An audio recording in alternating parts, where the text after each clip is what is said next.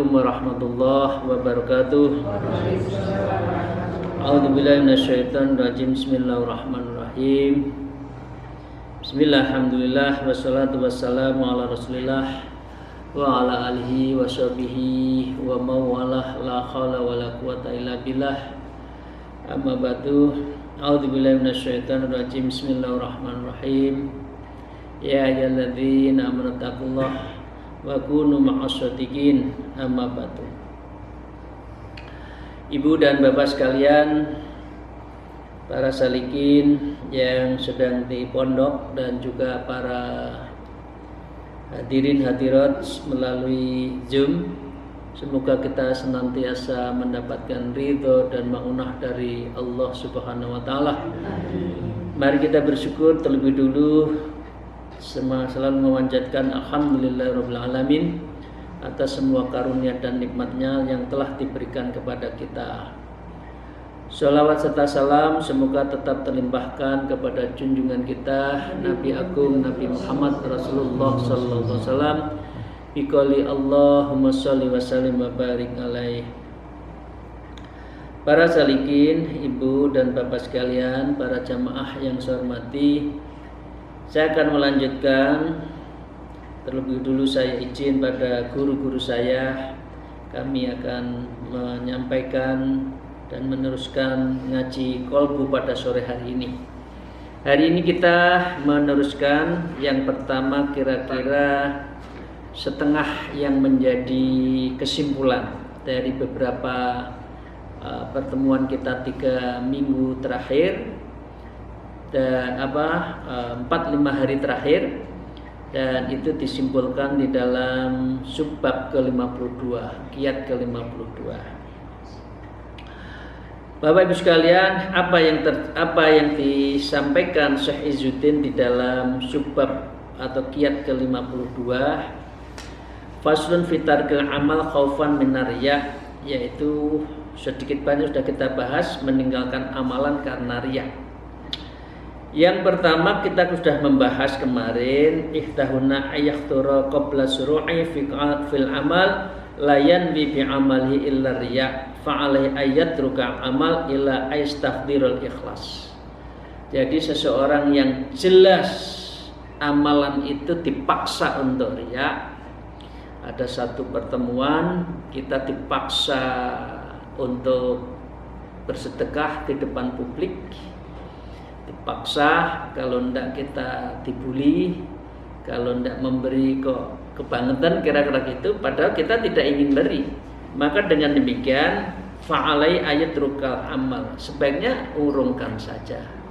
Kita nyari pada saat tertentu, nanti kita itu akan beramal lagi. Illa istaghdirul ikhlas, sampai kita itu betul-betul ikhlas di dalam beramal. Yang kedua adalah ayuf dari riya syirki fayutruka falayuktumu alal amali hatta yumkhidha ikhlas. Jadi kita itu melakukan amal sekaligus ikhlas dan amal, ikhlas dan riya jadi satu. Ya pokoknya riya juga senang, amal juga senang ya. Maka ia sebaiknya meninggalkan amalan itu dan tidak melakukan sampai memurnikan ikhlasnya. Kata yumkhidhal ikhlas, ya nanti percuma gitu ya. Lebih baik kita urungkan dulu, mungkin momennya belum pas, atau di situ terlalu banyak orang yang suka menyanjung, nanti ada wartawan, nanti diumumkan, lebih baik tidak dulu deh. Kalau yang sekarang kan begitu banyak wartawan malah ingin menyumbang kan, untuk diterangkan, untuk diumumkan ya gitu. At-talits ya, yang ketiga itu adalah ayyakhtura fi asna'il amal khalis. Bismillahirrahmanirrahim, niat ingsun ngamal, niat ingsun sedekah, ibadah ikhlas. Itu awalnya itu. Falyat fa'ha wa istamirra fil amal. Fa inda matil khatrati walam yajubba nafsu illa riya. Maka setelah mengamalkan di tengah jalan ada unsur riya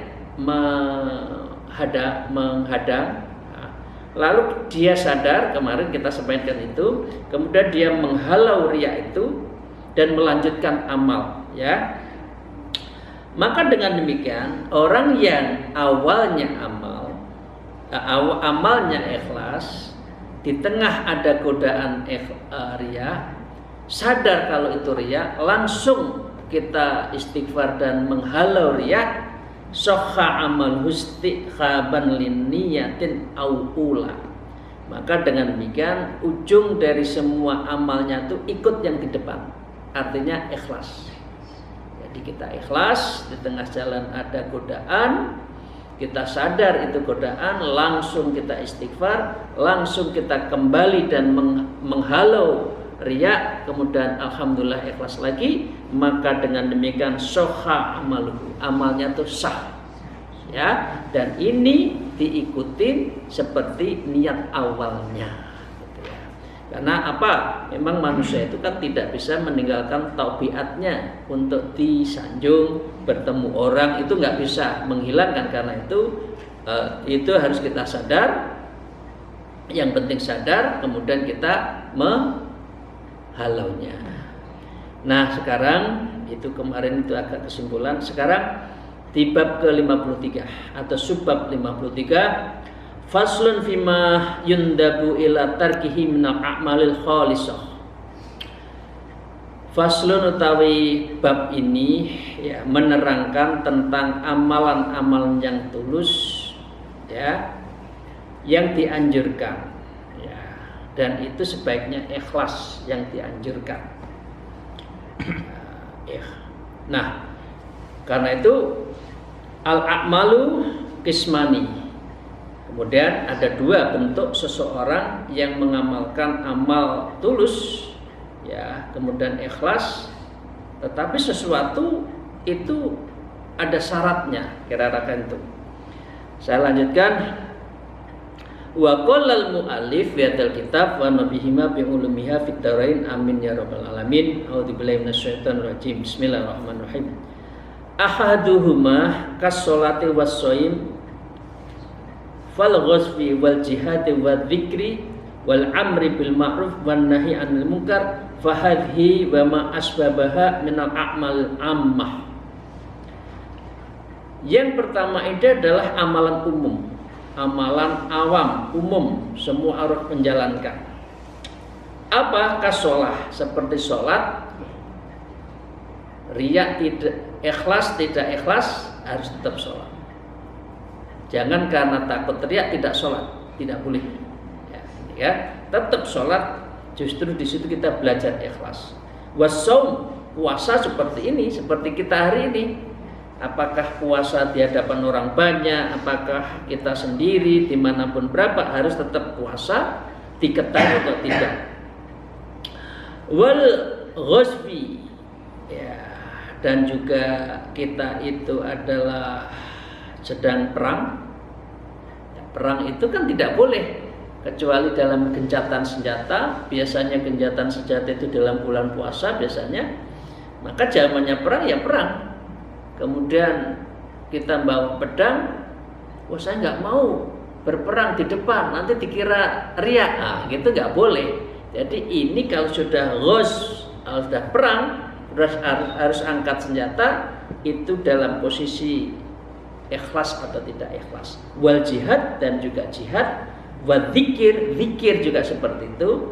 Dzikir itu wadhkurula dzikron katsira, kita diminta dzikir sebanyak-banyaknya. Fasabbihu bukrata wasilah, dan kita mensucikan Allah dalam pagi, siang, petang. Kita selalu berzikir dzikran katsira. Wal amru bil ma'ruf wa nahy 'anil munkar, orang yang selalu melakukan amalan amar ma'ruf nahi munkar itu harus. Jangan sampai saya enggak berani amar ma'ruf dikira alim, enggak usah.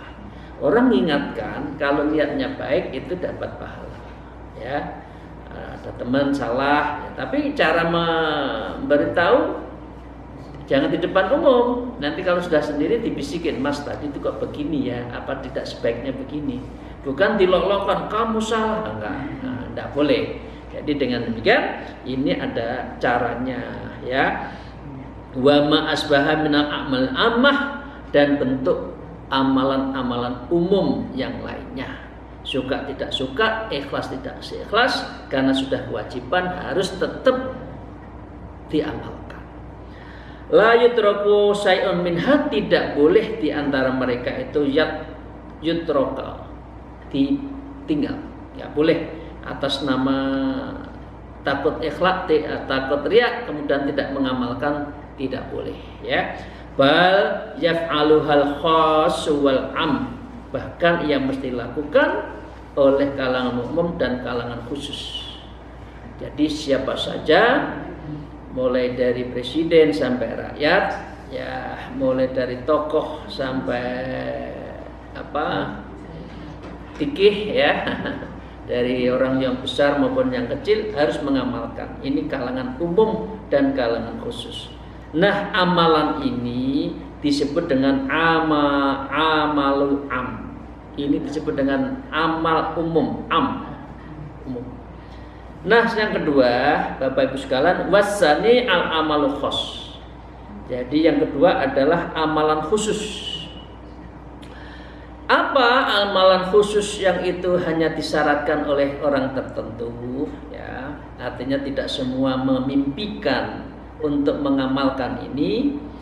Kal khilafati wal imarati wal qadai wal intisabi lil haqqi bitu'ai ilallah ta'ala.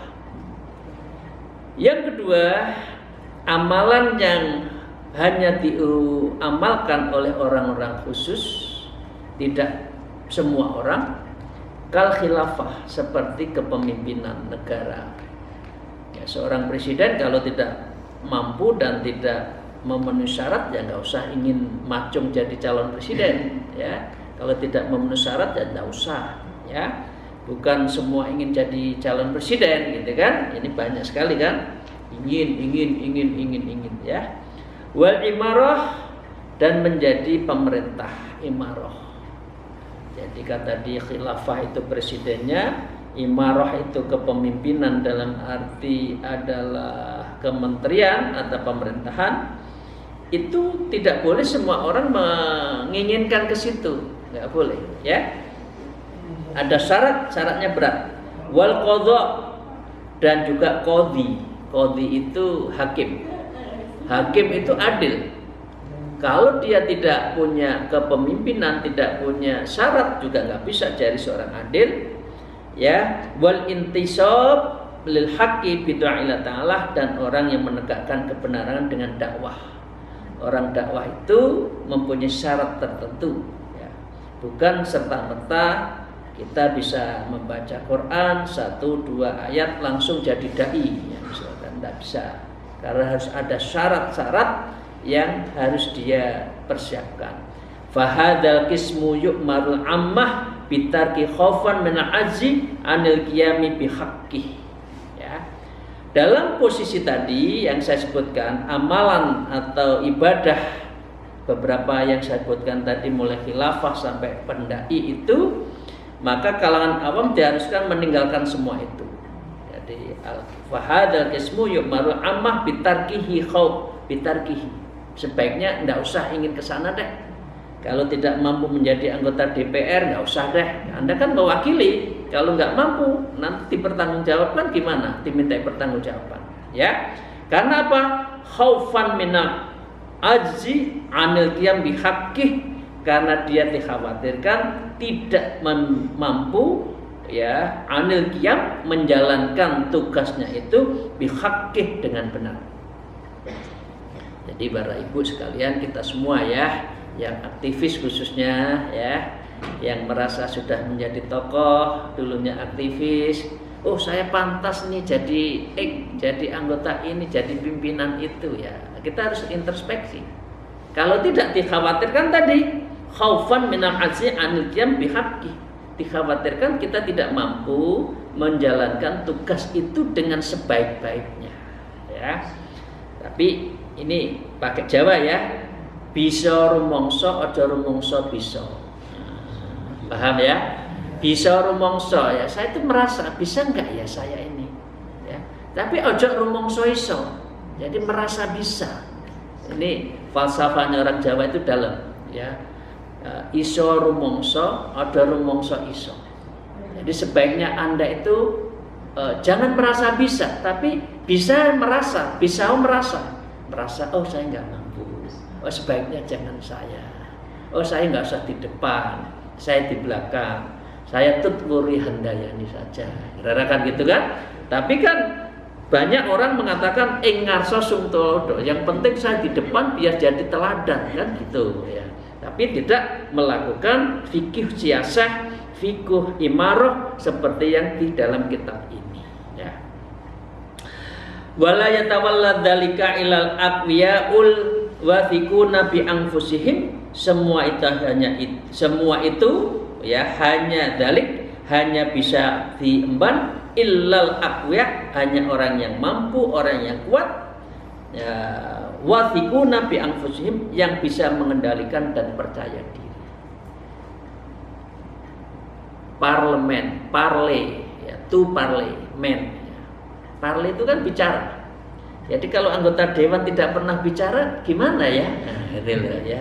Ini berarti tidak wathiquna bi anfusihim, dia tidak orang yang mampu dan tidak bisa percaya diri. Nah, karena itu seorang yang menjadi pemimpin harus percaya diri, mempunyai kemampuan. Ya, wa qad ja'a tasdidun 'adzim fin nahyi 'anil wilayati, maka ada larangan tegas untuk mengemban jabatan itu terhadap jabatan muamalah fikih siasah, dan itu hanya orang tertentu. Kalau sudah fikih siasah, fikih kepemimpinan, fikih politik, fikih imarah, itu syaratnya kuat ya, dan tidak semua orang bisa. Wa qad asma'al muslimuna ala annal walata afdhalu min khairihim, dan kita sebagai orang muslim maka dengan demikian sepakat hal-hal itu hanya diberikan kepada orang tertentu juga. Oke. Jadi dengan demikian apa yang disampaikan dengan model amalan khusus tadi, wa tafsilud dzalik, maka penjelasannya begini ya. Annal wilayata tastamilu ala aradi syar'iyyan wa gharadin taba'in. Karena amalan yang menyangkut imarah kekuasaan tadi mencakup tujuan syariat dan tujuan tabiat. Jadi seseorang itu harus mampu menjadi pemimpin memenuhi syariatnya apa. Kullukum ra'in wa kullukum mas'ulun an ra'yati. Seorang pemimpin harus dimintai pertanggungjawaban. Tasarruful imam ala ra'yah manutum bil maslahah. Jadi seorang pemimpin kebijakannya itu harus bisa mensejahterakan kemaslahatan umat. Tapi kalau jadi pemimpin rakyatnya, umatnya sedih, mencari barang sulit dan sebagainya, nah, maka dengan demikian ini tidak bagian dari apa? Tidak bisa memenuhi syariati wa gharatit tabi'i, dan ini menjadikan kita tidak bisa menghilangkan tabiat orang yang ingin jadi pemimpin ya. Tabiat manusia itu kan ingin disanjung di depan, padahal tidak mampu. Lah ini tidak bisa menghilangkan tabiatnya. Fanuhiya anha man yaghlibuhu taba'uhu wa hawah.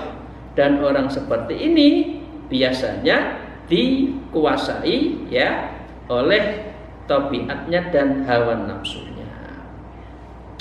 Wa umira biha may yakunu qahiran li tab'ihi, dan dia yang diperintahkan menjabat adalah orang yang telah mampu menundukkan tabiatnya.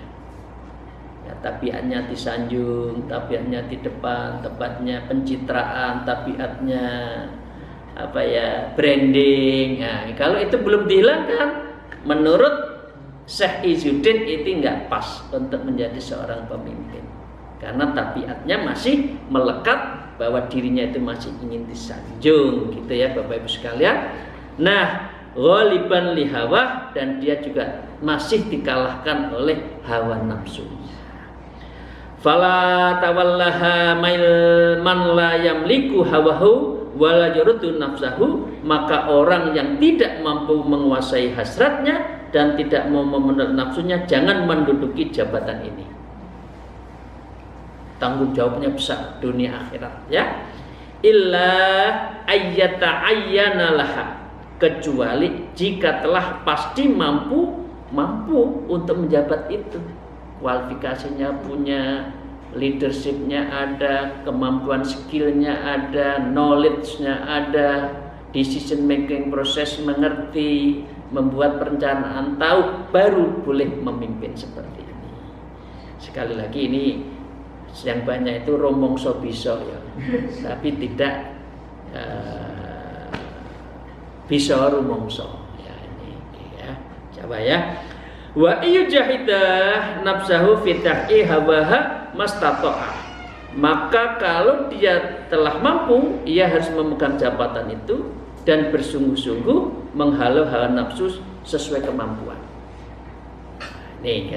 Jadi syaratnya itu orang yang mampu menghalau hawa nafsunya dan dia menghilangkan tabiat-tabiat yang jelek, baru boleh mengikuti, boleh mengambil jabatan-jabatan yang itu adalah disebut dengan amalan khos, amal khusus. Kalau amalan umum semua harus menjalankan. Ikhlas tidak ikhlas harus dijalankan. Wa ammal iktisabu bil asbabil muhabbah. Sedangkan mencari ini ada, kita kemarin kan ada perantara ya. Kita itu dapat rezeki karena perantara atau karena Allah ya. Kemarin kita sudah membahas, tapi ini diulang oleh Syekh Izzuddin. Wa amal bi asbabi mahabbah, sedangkan mencari perantara yang sifatnya mubah sebetulnya ya, liyatasdaqa mimma yaksibuhu wa yasrifu fil qurbat. Apakah dengan demikian ya, dengan dapat rezeki kemudian kita itu diniatkan bisa bersedekah dan menafkahi keluarga, faqadih tulifa fihi hal tarkuhu afdal am fi'lahu. Di sini ada dua pendapat, ikhtilaf. Orang mengatakan terlalu percaya pada wasilah, asbab tadi dengan perantara. Ya, saya kenal dengan X, dari X itulah saya menjadi X, menjadi I, jabatan I. Maka kalau terlalu percaya kepada orang itu berarti dia mengingkari terhadap hak Allah yang menentukan. Nah, itu ya, kudrahnya itu menjadi berpindah dari Allah kepada manusia, itu tidak boleh. Jadi dengan demikian dia bingung. Ya, hal tarakahu afdalu al fi'li. Dalam posisi seperti saya itu menjalankan atau menanggalkan ya, kira-kira gitu. Nah, dengan demikian faqalat ta'ifatun tarkul afdal. Kalau sudah seperti ini ya, maka meninggalkannya adalah lebih utama. Jadi nggak usah terlalu menghamba kepada asbab tadi ya. Tidak boleh menghamba pada orang, nggak boleh menghambanya kepada Allah. Tapi ya tinggal pilih, ada kelompok, ada ulama lain yang berpendapat waqala akharuna bal fi'luhu ma'as salamati aula kama fis sholati wasyam. Tapi pihak lain mengatakan melakukan mencari perantara asbab ikhtiar itu akan lebih baik ya, kama fis sholati wasyam, sebagaimana dalam sholat dan puasa. Artinya masuk di dalam apa? Dalam amal khusus, amalan khos, amalan am yang am. Nah, Bapak pilih mana? Mau kalau urusan rezeki ikhtiar, mencari asbab perantara itu kita tinggalkan, atau kita langsung minta saja pada Allah, atau kita pakai ahli sunnah. Ahli sunnah itu ikhtiar dulu. Urusan terakhirnya Allah yang menentukan. Tapi kalau akhirnya berhasil bukan karena manusia itu perantara saja, tapi yang menentukan adalah Allah. Kita sakit harus ke dokter, dikasih obat. Yang menyembuhkan kita bukan dokter, tapi yang menyembuhkan kita adalah Allah melalui dokter. Itu caranya ya. Jadi dengan demikian sebaiknya kita sebagai orang ahlu sunnah wal jamaah tetap berikhtiar. ya, ikhtiar baru tawakal Allah. Fa'idham azamta fatawakkal Allah. Kalau sudah punya cita-cita, berikhtiarlah sekuat tenaga, baru nanti kita bertawakal pada Allah, mohon untuk dikabulkan. Demikian Ibu dan Bapak sekalian, ada rambu ya, kita sudah tahu rambu-rambunya, mana yang amalan khusus, mana amalan yang umum, kita boleh yang di mana. Kalau urusan rezeki mencari asbab perantara itu posisinya di mana, maka dengan demikian ini menjadi pegangan hidup, ini menjadi kiat yang diberikan oleh Syekh Izzuddin. Ini kiat ke-53, yaitu tentang apa yang harus kita lakukan di dalam melakukan kehidupan atau memegang cara dan memegang nilai di dalam kehidupan. Insya Allah besok sore kita akan bicara tentang faidatun fi annal amali bid'atillah iradatan mahabban nas liya, dan juga bicara tentang orang semangat. Nah, besok itu menceritakan orang semangat beramal karena ingat dosa-dosanya dulu. Saya harus tebus dulu, itu dosa saya terlalu banyak. Sekarang saatnya saya harus. Itu gimana? Itu besok kita akan bahas. Alhamdulillah, wallahu muwaffiq ila aqwamit thariq. Wassalamualaikum warahmatullahi wabarakatuh.